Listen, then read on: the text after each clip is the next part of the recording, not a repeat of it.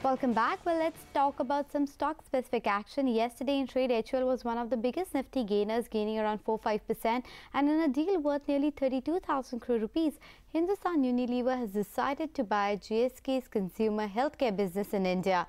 Now, after the transaction, the country's top selling malted milk drink Horlicks will be added to HUL's portfolio, along with brands like Boost, Maltova and Viva. But that's not all. HUL will also add brands like crore, Eno, Sensodyne to its kitty.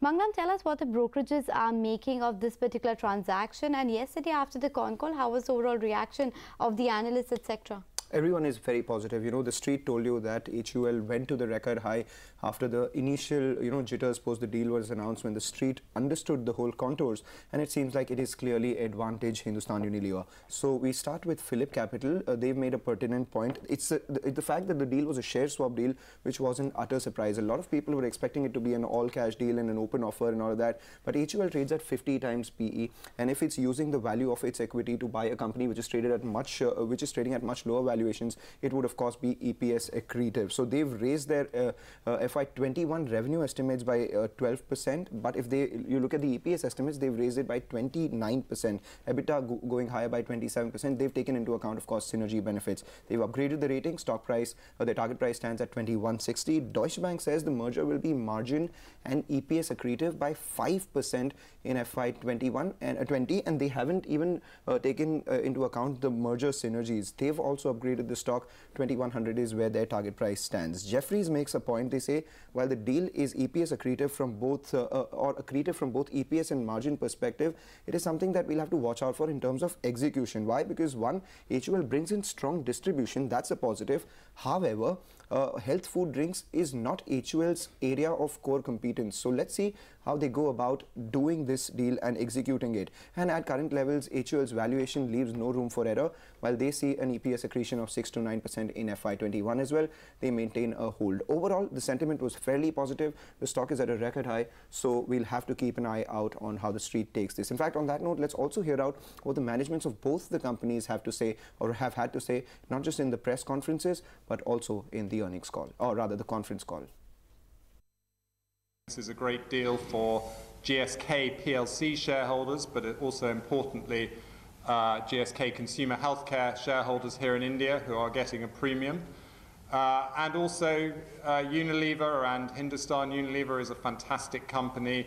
Clearly here in India they have a very famous heritage and fantastic distribution capabilities. So we're delighted, having owned these brands for over almost 100 years, to divest them to Unilever and Hindustan Unilever, and we hope they can take them forward for the next 100 years. We will increase penetration with special focus on rural markets and emerging channels, and expand our offerings to the fast-growing premium segment. There will also be focus on looking at future-ready formats in line with consumer trends. Our direct coverage is at 3x GSK, and our tech-led capabilities will be a growth multiplier. On the cost side, we see significant benefits across the value chain, and the transactions will be margins and EPS accretive to HUL. Our F&R business post the proposed merger will cross the 10,000 crore mark, making us one of the largest players in the country in the F&R space.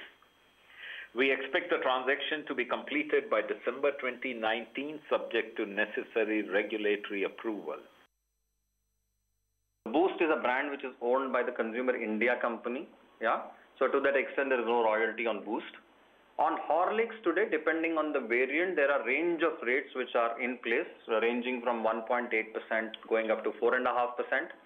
We will have to work that through. Yes, in a sense that Unilever will own the brand and we will have to pay a royalty, and we will. Having said that, we also need to work out the SEBI guideline and their implications, which will come through from 1st of April. So there are a few moving pieces which need to be worked through. Okay, so a big deal in the FMCG space. The management sounds confident. The brokerages are also giving a thumbs up. But we also spoke to a whole host of consumer industry experts on what they make of this particular deal. Listen into what they had to say. As far as levers is concerned, I don't think the rural distribution might is going to help the sale of Horlicks as much, because look, Horlicks is an expensive product. They haven't come out with anything as yet which is inexpensive and which the rural market can buy. but they will definitely improve their profitability, because Horlicks is in a market where it literally has no competition. I mean, it's the price leader, it's the brand leader, it's the product leader, and they get all this. The levers will gain if they are able to launch variants, if they are able to get into areas which Horlicks has not got into as yet. And don't forget, everybody is not mentioning the word biscuits, and it comes straight away to me. Horlicks biscuits is one of the, what I would call the silver lining, which is just lying untapped, and Levers gets an entry into the biscuit market as well with Horlicks.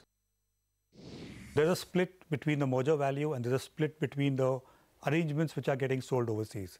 So when things are getting sold overseas, will there be a tax issue in India? Will it be taxed as royalty or technical know-how fees? Will there be GST on it? Because there's a GST element also, like if this brand is built in India and the sales are in India, where international transaction happens, will it suffer taxation in India? First reading of it is the merger is tax-free. Because when you merge, a shareholder of GSK Consumer will be given shares in this merged entity. The merger is tax-free, assets are transferred, so on and so forth. It's not been told when will that 5.7% be sold and to whom will it be sold. When that sale happens, that's when the tax trigger will happen for India. It's a good win-win deal for both HUL and GSK, simply because the reasons for these decisions from the both sides are different. GSK is doing it more for reorganizing their global strategic portfolio, whereas HUL is doing it to add to its Indian presence and build complementarity into its health portfolio. As was mentioned, HUL's food portfolio was just about 18% of its total turnover. With this, it crosses 25%. So it gives that much more muscle. As Sanjeev Mehta also mentioned, that overall turnover crosses 10,000 crores.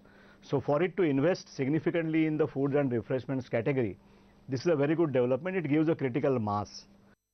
All right, so on that note, let's slip into a short break, come back and we talk about election fever that grips Telangana. We get you a ground report of what young voters want from the government. Stay tuned for that special report.